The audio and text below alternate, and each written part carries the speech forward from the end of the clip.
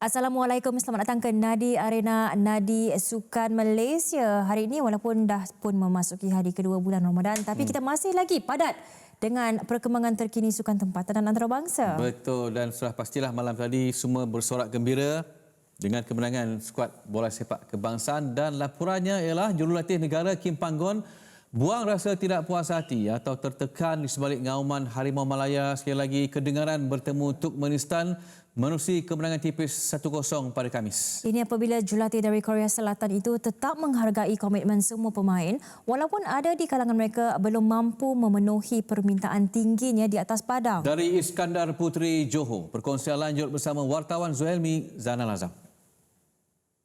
Pertemuan menentang Turkmenistan menjadi salah satu antara persediaan awal skuad Harimau Malaya untuk menghadapi misi sebenar iaitu Piala Asia Qatar yang dijadual berlangsung awal tahun depan. Beraksi di gelanggang keramat Johor Darul Takzim di Stadium Sultan Ibrahim, anak buah Kim Panggon berjaya mempamer corak permainan bertenaga pada separuh masa pertama hingga berjaya meraih gol penaluan menerusi Akia Rashid pada minit ke-29. Separuh masa kedua pasukan saling berbalas serangan dan skuad negara juga memperoleh peluang terbaik untuk meraih jaringan menerusi Faizal Halim, tetapi percubanya tangkas diselamatkan oleh penjaga gol lawan dan akhirnya keputusan 1-0 kekal memihak skuad negara tamat sepenuh masa. I think certain part we always very good start. As you can see that someone climb this kind of tempo. I demanding a lot of running, pressing, transition. So a lot of demanding. Some cannot catch up. So we have to improve because I think game fitness is very important. Just I think beginning of the season, I understand. Beginning of the season, we just play few game. So I think we'll be better and better. Maybe June and September will be better. Hopefully better. To me, it cannot be a complaint because we run a lot. I demanding a lot. You hear that? I shout, Miki, Akia. They run a lot. I think we must be pleased to them. I feel sorry because I push so much. Yeah, so much. I think step by step, I think we cannot complain. Perlawanan ini juga menyaksikan 4 pemain melakukan debut iaitu Paulo Josue, Endrick Dos Santos, Noah Lin dan Feroz Baharudin. Mengulas mengenai prestasi muka baru dalam skuad negara ini, reaksi Kim Panggon. I think difficult for them, typical for them. Yeah, different environment. Even some players should be different style than their team. Some player come over from Europe to come here, so very young. So to me, I think I want to help them to quickly adapt. I want to help them to be better. So we cannot judge in one game. We train only 5 days. So I cannot complain. A certain part they show us quality. I think already good enough. I think we must be support them. Beraksi pada bulan Ramadan sememangnya menguji kekuatan mental dan fizikal para pemain, namun mereka mempunyai peluang untuk memperbaiki prestasi sebelum aksi kedua berdepan Hong Kong di venue yang sama pada Selasa depan. Zulhelmi Zanal Azam dari Stadium Sultan Ibrahim untuk Nadi Arena. Hari istimewa buat diri saya. Pemain naturalisasi negara Endrick Dos Santos akui pengorbanan 5 tahun meninggalkan negara asalnya Brazil berbaloi menerusi debut bersama skuad Harimau Malaya. Diturunkan dalam kesebelasan utama bertemu Turkmenistan, Endrick berjaya menyerlahkan kualitinya menerusi gandingan samba bersama Paulo Josue di jentera tengah. Very happy. We wait here for 5 years for this moment. And we have opportunity to represent this country. For me, is amazing. I live here. Me and my family, we love here. So for me, today is very special day. Yeah, I think we happy. Of course, for communication is more easy, So we talk inside the game. We talk to organize. So all the time we try to help each other, to support. We talk many times to support the other players, so I think we feel good. I think it's good. Sementara itu, pemain yang berpangkalan di Liga Finland, Noah Lane, enggan terbuai dengan pujian oleh setengah peminat terhadap kemunculan sulungnya bersama skuad negara. Pemain tengah SJK Akademia itu akui masih ada kekurangan dalam permainannya walaupun dikatakan berjaya pamer kematangan sebagai pemain tengah bertahan pada usia 21 tahun. Of course, you're never like fully satisfied. Maybe I had a couple chances to score, and maybe there were a couple times that I should have passed better or kept the ball better. But yeah, I think it was okay for my first match. Yeah. In terms of chemistry, is there any space that you need to improve? Of course, yeah. This was my first game with the guys here, and I'm sure that when I play more games and train with them, the chemistry gets better, and I'll get to know more of what they're like when they're playing, and also likewise they're getting to know me more. So I'm sure that it becomes easier when I get to play with them more. Sementara itu, jurulatih Turkmenistan Mergan Orazov tidak anggap kekalahan kali kedua kepada Malaysia sebagai satu kegagalan buat pasukannya. Ini walaupun kekalahan itu menyebabkan pengendali berusia 34 tahun ini bermula langkah kiri untuk tugasan pertamanya bersama pasukan di ranking 135 dunia itu. I just said to the guys too, losing first game is good for us, so that we don't relax too much. So we'll keep working hard. So again, as I said, nothing to worry about. We've seen a lot of positive aspects considering how we prepared, not so long, and considering that this is the first match. I believe this team can achieve good things. Yeah. Dilantik sebagai jurulatih Turkmenistan awal tahun ini, Orazov punya keunikan tersendiri dalam membimbing pasukan. Ini berdasarkan latar belakang sebagai bekas jurulatih dan pemain futsal sekaligus menyaksikan gabungan bola sepak dan futsal dalam falsafah bola sepaknya kini. Feeling is great. We're eager to work. We're eager to learn and develop the team. I love the team. The guys are really passionate, really ready to learn. So. And futsal gives a lot of good base for the players and for the coaches to learn from futsal and use this in football.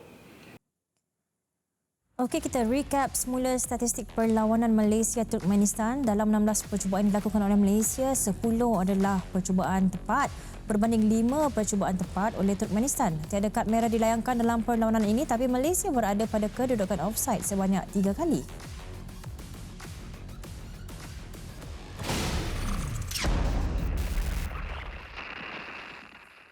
Okey, kita bersama dengan bekas pemain kebangsaan iaitu Asmawi Bakiri. Assalamualaikum, Mawi, apa khabar?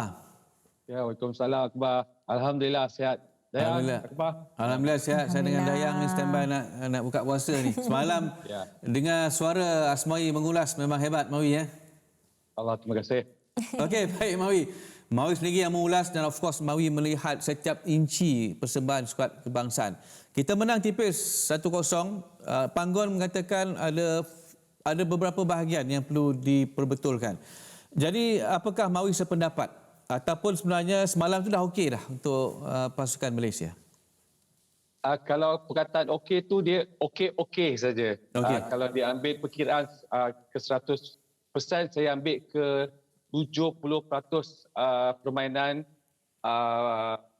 pasukan kita menentang pasukan lawan. Saya tertarik tadi Dayang ada sentuh pasal full time statistik tadi. Kita dapat lihat setelah habisnya perlawanan ini kita dapat 1 gol, tapi dalam penguasaan bola ball position kita 48%, mereka 52%. Walaupun jaraknya jauh, walaupun jaraknya gap dia dekat, tetapi penguasaan ataupun permainan ini memihak kepada 50-50 peluang sebenarnya pada kedua-dua pasukan. Yang lebih tertarik Akbar, kalau kita lihat sebenarnya betul di bahagian yang perlu diperbaiki mungkin sedikit kawasan pertahanan dan kawasan tengah, iaitu perlu menyusun ataupun tidak berpecah formasi ketika kita di-attack ataupun kita ditekan. Kalau kita perasan setelah minit 65 ke atas, pasukan lawan membuat hampir 5 pertukaran semua pemain di bahagian attacking. Dan Kim Panggon terpaksa membuat pertukaran memasukkan Feroz menjadikan pertahanan kita kepada 5 orang, iaitu 3 di bahagian centre back di kawasan tengah, kemudian Matthew Davis dan Kobe Ong stay. kemudian masukkan Sami Kuti di bahagian tengah untuk imbang ketika itu kerana kita diasak. So dekat situ kita dapat lihat bahawa penguasaan perlawanan kita menang dengan satu gol saja, tetapi corak permainan terbuka kepada dua pasukan itu seimbang. Dan lebih penting sekali lagi, faktor yang perlu ditekankan, yang perlu diperbaiki adalah di kawasan tengah ke bawah ketika waktu bertahan. Okey, macam mana pula dengan impak Akia Rashid Asmawi sebab kurang minit permainan bersama kelab tapi bersama dengan pasukan kebangsaan masih lagi diberikan pujian. Macam mana tu? Okey, Dayang, sekarang ni Akia dah boleh macam mendongak sedikit. Dia kata, okey, it's okay tak main dalam liga tapi boleh menjadikan gol dalam peringkat antarabangsa. Kita tak dapat nafikan itu standard ataupun kualiti yang ditekankan ke semua pemain di kelab JDT. Kita terpaksa ambil kira mereka datang daripada pasukan JDT yang memiliki corak latihan, persiapan individu mesti lengkap sebagai seorang pemain yang beraksi sebagai pemain utama di padang. Kalau kita lihat dia, ini rekod Akia, tidak beraksi dalam banyak perlawanan di liga tetapi beraksi di peringkat antarabangsa. Dia membantu pasukan dan dia paling penting dia menjadikan gol. Saya nak tambah sedikit Dayang dan Akbar, kalau ini jaringan yang berlaku adalah berlaku individu punya pergerakan skill individu dan teamwork datangnya daripada rakan pasukan Tommy Ong. Tetapi yang perkara menarik saya nak tambah sikit sebab dia nak lawan pergi Hong Kong ni. Ketika kita akan lawan Hong Kong, ketika persahabatan dengan Hong Kong, Akia lah sebenarnya yang mendapatkan jaringan pertama kita melalui sepakan penalti. Akia di tackle dijatuhkan. So dekat sini kalau nak tambah apa yang Akia lakukan cukup terbaik untuk pasukan, tetapi sedikit sebanyak semalam ada faktor fitness yang mengganggu Akia di waktu minit 60 ke atas dan dia ditukarkan. Dekat situ saja yang dibelenggu corak fitness game, match game yang kurang untuk Akia. Tapi yang lain dia bertindak dengan baik. Okey. Okey, baik Mawi, sikit sebelum Dayang nak tambah soal. Faisal Halim semalam, kalau kita tengok Faisal juga agak baik penampilan beliau, tapi daripada kacamata Mawi sendiri bagaimana prestasi Faisal Halim? Selepas dia pun dah beraksi dengan pasukan Selangor, mungkin ada banyak perubahan daripada segi corak permainan beliau?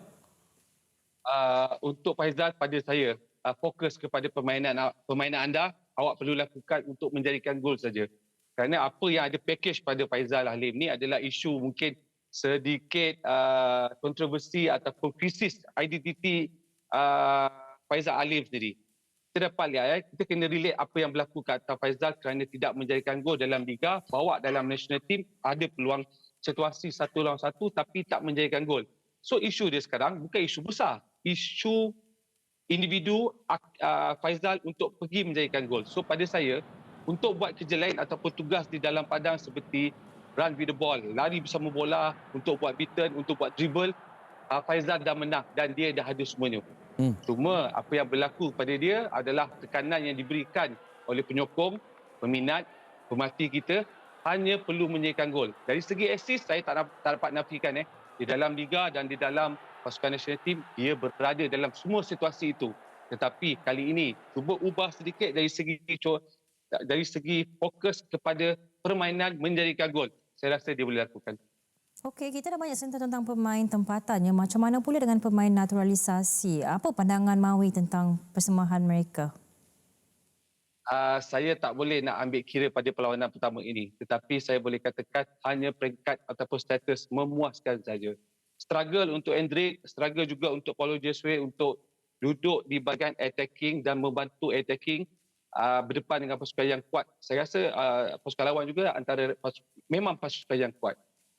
Untuk Noah Laini, of course dia pun struggle tak dapatkan tempat kerana perebutan tempat berlaku di posisi tengah.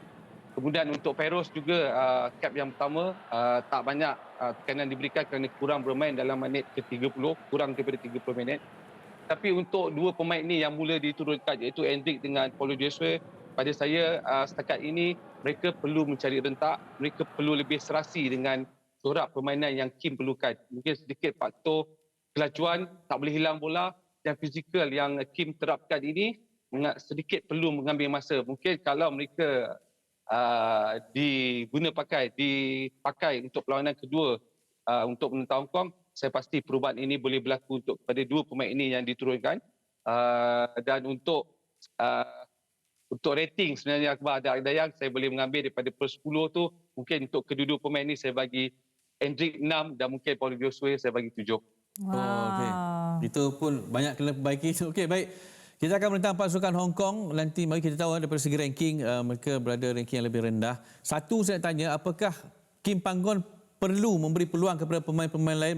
Maknanya kita cuba gandingan lain dalam perlawanan menentang Hong Kong. Apakah itu satu keperluan untuk mewujudkan lebih banyak minit permainan peringkat antarabangsa kepada mereka? Dan apa peluang kita untuk menang pula dengan pasukan Hong Kong? Ya, saya setuju dan boleh dilakukan untuk penggiliran ataupun menurunkan pemain lain untuk mencari gandingan baru dan melihat pemain yang mungkin belum diturunkan.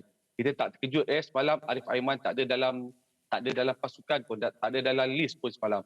So sejangkaan saya pasti besok dia akan diturunkan. Kemudian untuk gandingan pemain lain yang cuba diturunkan oleh Kim Panggon, saya rasa ada perkara ini berlaku kerana ini perlawanan persahabatan. Sudah tentu berdepan dengan pasukan Hong Kong yang mereka semalam pun draw dengan pasukan Singapura 1-1. Saya jangkakan ranking juga di bawah kita. Saya jangkakan besok ada hari Selasa nanti ada pertukaran pemain. Dan yang lebih menarik peluang ini, saya jangkakan kita memiliki kelebihan, of course, di tempat sendiri. Merebut mata untuk ranking sekarang ini cukup besar untuk kita walaupun ranking bawah tetapi tambah ranking. Kerana semalam kita memiliki peratusan ranking yang tinggi dan mungkin mengubah kedudukan ranking kita di atas. Ya, itu perlu.